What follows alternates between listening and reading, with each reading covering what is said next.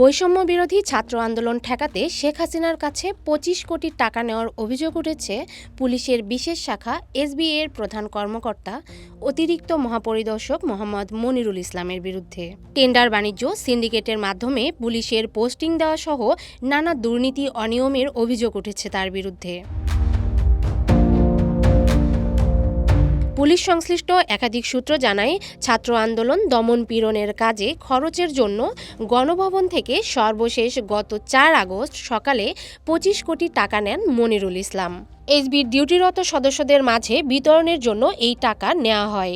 এসবির SS এবং SB প্রধানের staff officer বিষয়টি জানতেন। পুরো টাকা মনিরুলের অফিসে রাখা ছিল। সূত্র বলছে, বৈষম্য বিরোধী ছাত্র আন্দোলনের শেষ দিকে পুরোটা সময় পুলিশ সদর দপ্তর ও ডিএমপির কন্ট্রোল রুমে কাটান মনিরুল। ৫ আগস্ট শেখ হাসিনার পদত্যাগ ও দেশ ছাড়ার পর অফিস করেননি মনিরুল। এদিকে এসবিতে কর্মরত তার হেল্পিং হ্যান্ড হিসেবে পরিচিত ২ ঊর্ধ্বতন কর্মকর্তা পুরো টাকা গায়েব করে দেন। এসবির অতিরিক্ত ডিআইজিকে জানানোর পর তারা ৩ জন মিলে সব অর্থ আত্মসাতের সিদ্ধান্ত নেন। গুরুত্বপূর্ণ ডকুমেন্ট আছে অজুহাতে ৫ আগস্ট সরকার পতনের পর এসবি প্রধানের অফিস কক্ষ, তার বেইলি রোডের বাসা এবং সিটি এসবি ডিআইজি অফিসে ৩ জন তালা লাগান।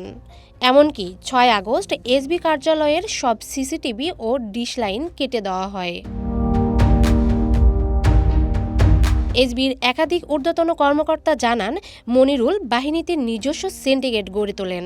সেই সিন্ডিকেটে ছিলেন সাবেক মহানগর গোয়েন্দা প্রধান হারুনুর রশিদ, মনির, সারোয়ার নজরুল সহ একাধিক কর্মকর্তা। সিন্ডিকেটের মাধ্যমে পুলিশের পোস্টিং, ব্যবসায়ীদের কাছ থেকে চাঁদাবাজি ও টেন্ডার বাণিজ্য চালান তারা। জানা গেছে, কানাডায় নিজস্ব ২টি বাড়ি এবং সিঙ্গাপুরে নিজস্ব ব্যবসা রয়েছে মনিরুলের। ঢাকা, কেরানীগঞ্জ, নারায়ণগঞ্জ, সিলেট, চট্টগ্রাম সহ দেশের বিভিন্ন স্থান থেকে প্রতিদিন বাজারের ব্যাগে টাকা যেত মনিরুলের বাসায়। এসব টাকা বহন করে আনতেন এসবির বর্তমান এক ডিআইজি, এসএস ফাইন্যান্স ও আরেক কর্মকর্তা। সূত্র আরও জানায়, বর্তমান সময়ের জনপ্রিয় এক চলচ্চিত্র অভিনেত্রীর সঙ্গে সখ্য ছিল মনিরুলের। সম্প্রতি তিনি এক নির্মাতাকে বিয়েও করেন। এই অভিনেত্রীকে মনিরুল বেইলি রোডে একটি বিলাসবহুল ফ্ল্যাট উপহার দেন, যেখানে মনিরুল অবকাশে যেতেন।